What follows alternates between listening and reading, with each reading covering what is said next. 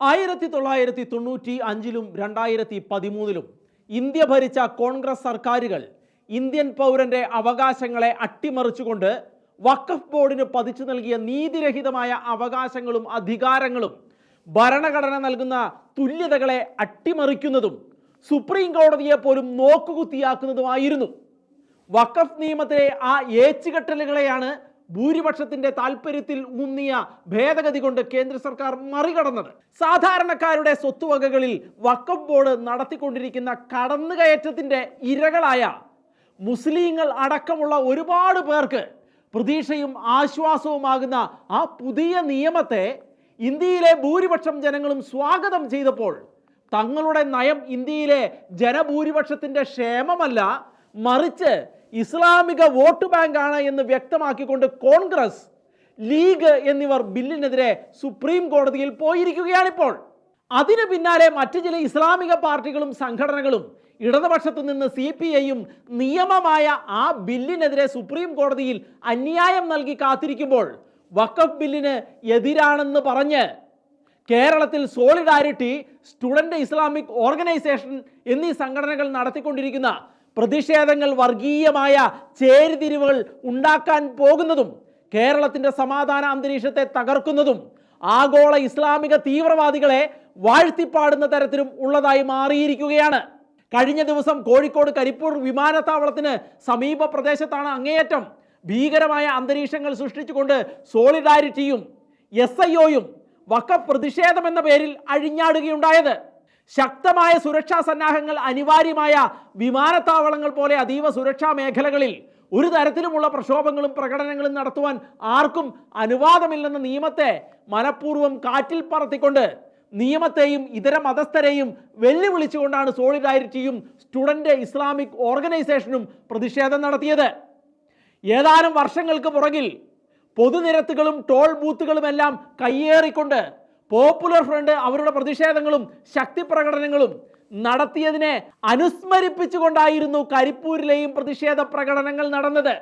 അവിടെ നോക്കുകുത്തിയായി നിന്ന് പോലീസ് നിവർത്തികേടിന്റെ ഒടുവിലാണ് കണ്ണീർ വാതകവുമായി രംഗത്തിറങ്ങിയത്. കേരളത്തിൽ ഇപ്പോൾ നിലനിൽക്കുന്ന സമാധാനപരമായ അന്തരീക്ഷത്തെ തകർത്ത് വർഗീയമായ പ്രക്ഷോഭങ്ങൾ ഉണ്ടാക്കി മുതലെടുപ്പുകൾ നടത്താനുള്ള തീവ്ര ചിന്താഗതിക്കാരായ ഇസ്ലാമിസ്റ്റുകളുടെ നീക്കങ്ങൾ തന്നെയായിരുന്നു കരിപ്പൂരിൽ നടന്നത് എന്നാണ് പുറത്തു വരുന്ന വിവരങ്ങൾ. പ്രതിഷേധിക്കാനെത്തിയവരുടെ കയ്യിൽ ഇരുന്നത് ആഗോള തീവ്രവാദികളുടെ ചിത്രങ്ങളായിരുന്നു എന്നത് ആയതിനെ ഊട്ടി ഉറപ്പിക്കുന്നതാണ്.